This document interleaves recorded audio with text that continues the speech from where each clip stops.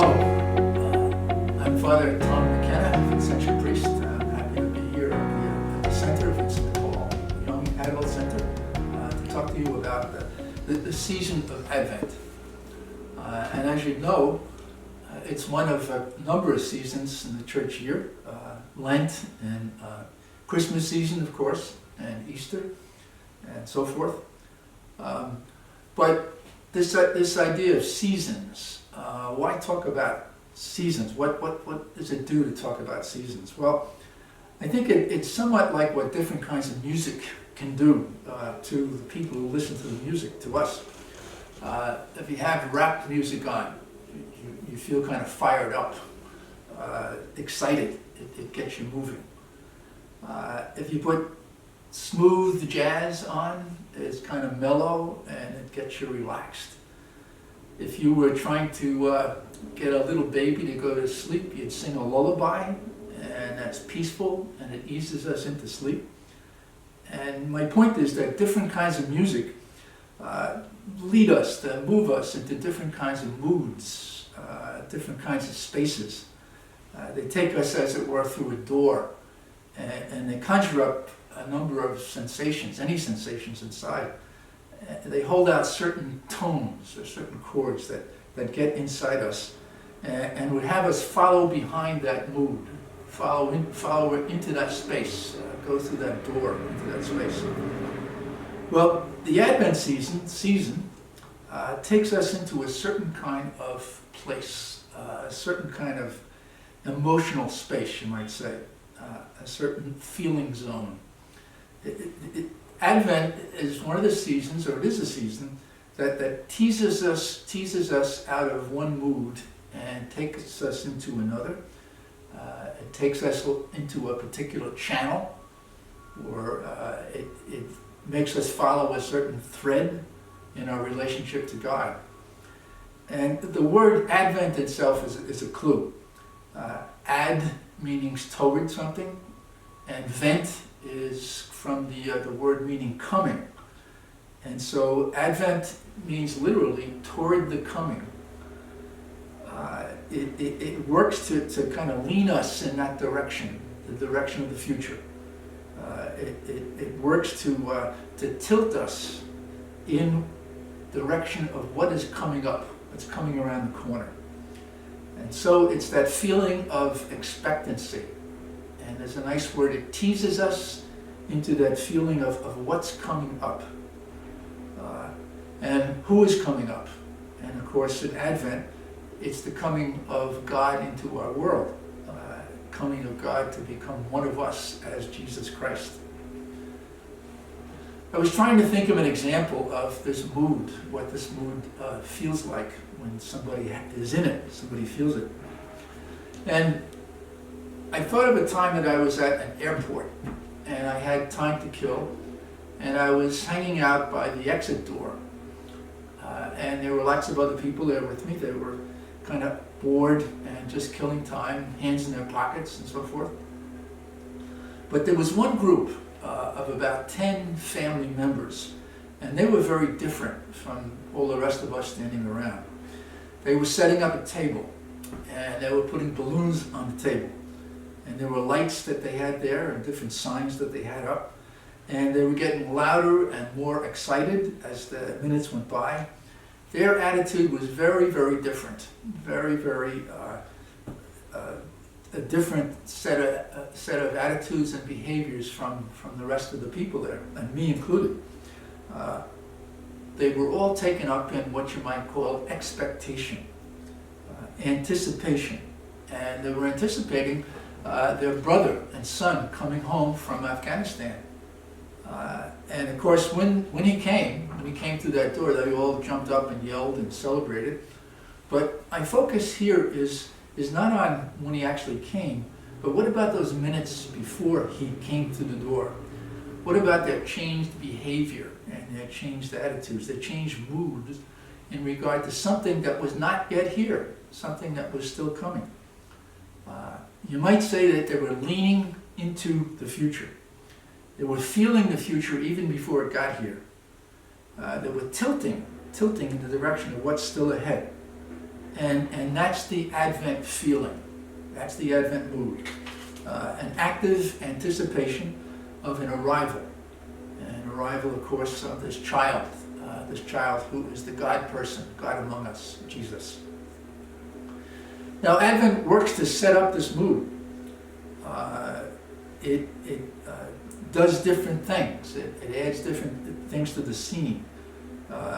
It's built around this promise, the promise of this person who's going to save us, this person who promises to rescue us. That person is just about to come through that door. And the Bible has a number of different ways that this gets spoken about, but even sung about. And maybe the singer of Advent, the one who's the vocalist for Advent, is the prophet Isaiah. He says this, you're hungry. Somebody's really very, very hungry.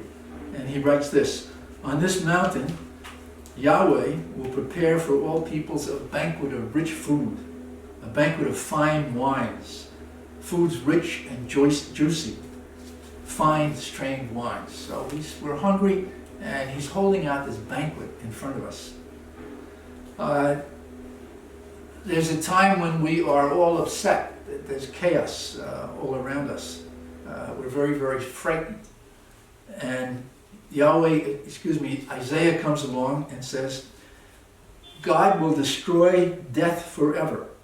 And then the eyes of the blind shall be opened, the ears of the deaf will be unsealed, tongues of the dumb will sing for joy, and the lame people will leap about like deer. He goes on, building up those images. He says, we're very thirsty. We need a drink very, very badly. We're dehydrated. And he says this, let the desert and the dry lands be glad. Let the wasteland rejoice and bloom. Let it burst into flower. Let it rejoice and sing for joy. Excuse me. He also talks about a situation where everybody's fighting one another. There's a lot of violence in the place. And he says, when I come, the wolf will lie down with the lamb, and the lion will lie down with the kid. And the little boy will come to lead them. And the cow and the bear will graze together. And the infant will play over the den of the snake. And the baby will put his hand into the snake's lair. No harm, no hurt will be done on my holy mountain. Just as the waters cover the sea peacefully, everything will come back to peaceful relationships. So Isaiah the prophet is he's singing out what this mood is. He's talking about how this mood of expectancy shows up in all these different ways. Again, we are leaning forward. We're tilting. We're bending toward what's coming ahead. And we're getting little glimpses of God's presence. But they're not the full presence of God. They're kind of down payments of what's to come. Martin Luther King had an image for this where he talked about the universe is an arc, and the arc is bending toward justice.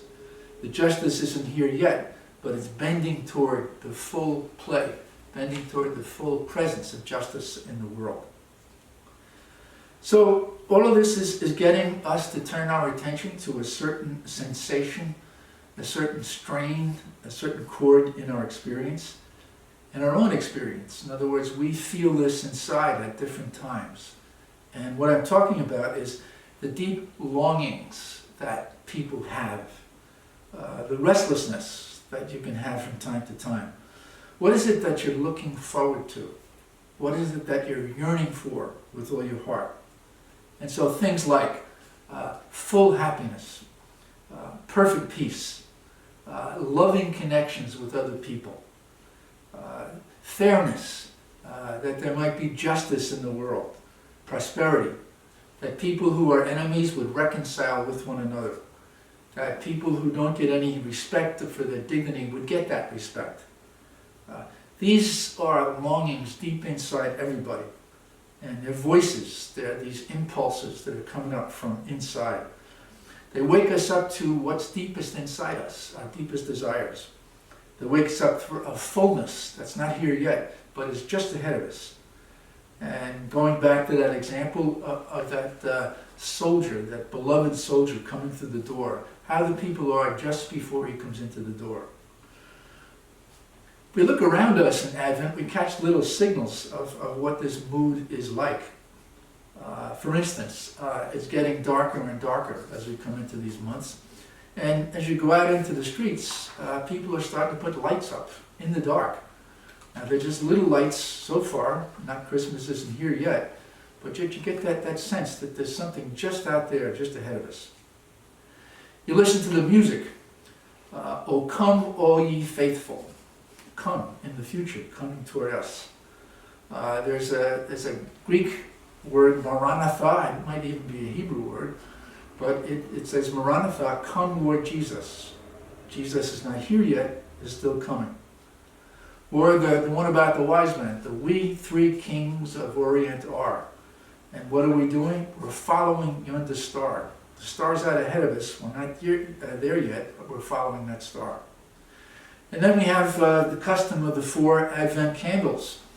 One lit each week, and as each one gets lit, the anticipation gets greater and greater. These are things, these are rituals, these are happenings around us which are trying to build expectation for who is coming, trying to build our anticipation of who is on the way. So, just to repeat, Advent is all about the mood of waiting, the reality of anticipation. And it raises the question, well, how do I wait? What happens when I'm waiting? And one of the things that does happen is that I get a little bit active. I start to do things. Just like those people in the airport setting up that table. They were doing things to prepare. They were very different from the other people there who were doing nothing to anticipate.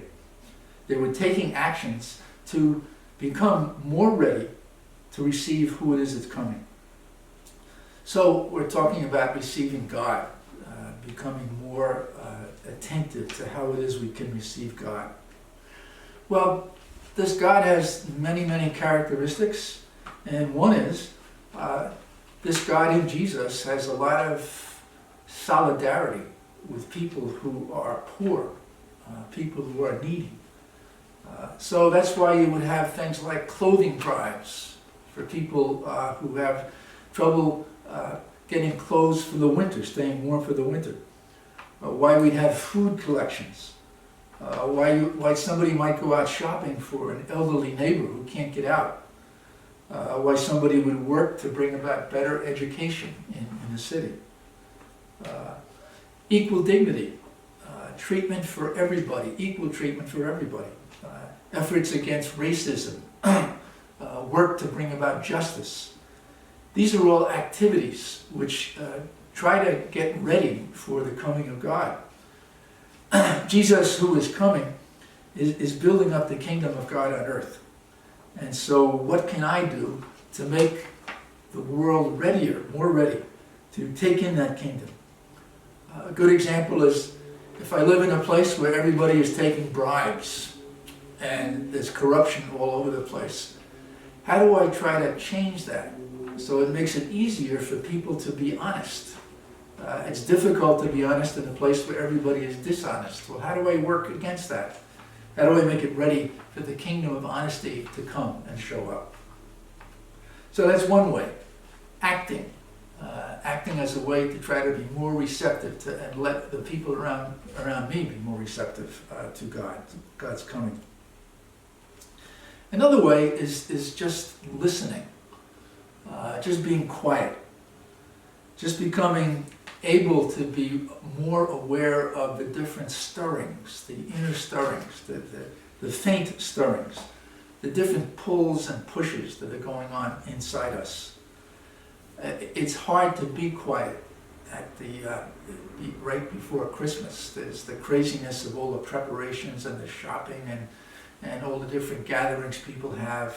Maybe not this year, but certainly there is that frantic activity before Christmas. And so to make an extra effort, just to sit there, or to step outside at night and to look up at the stars in the quiet. There's that Christmas hymn, "O Holy Night," the stars are brightly shining. Think of that scene, being out in that scene and being in a quiet night, just looking up and just listening. Another thing to visualize, to get an image of that manger scene. These two parents, Mary and Joseph, they're there next to that crib. And the shepherds are standing around, and it's nighttime, and everything is quiet, and there's this beautiful little baby inside that cradle, inside that crib. Just to visualize it. So, being silent, silent by ourselves, to wait in silence, and there it is, that waiting. That there's something about being quiet that lets me be more attentive to what is coming, what is just about coming around the corner. A final kind of silence is being silent together. That is sitting in a room with some other people and saying nothing, just being there quiet. The Quakers have this as a custom. It's one of the chief ways that they worship. They just sit quietly with other people. No words, no ceremonies. And they listen.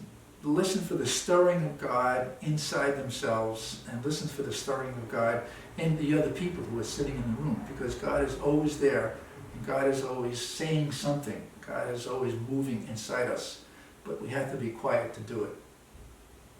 So Advent. Advent is the season of waiting. It's the season of expectation. It's the season of longing.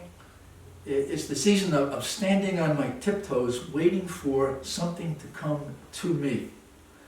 We're leaning forward into the future. And when we do this, we can actually see more. We can actually hear more.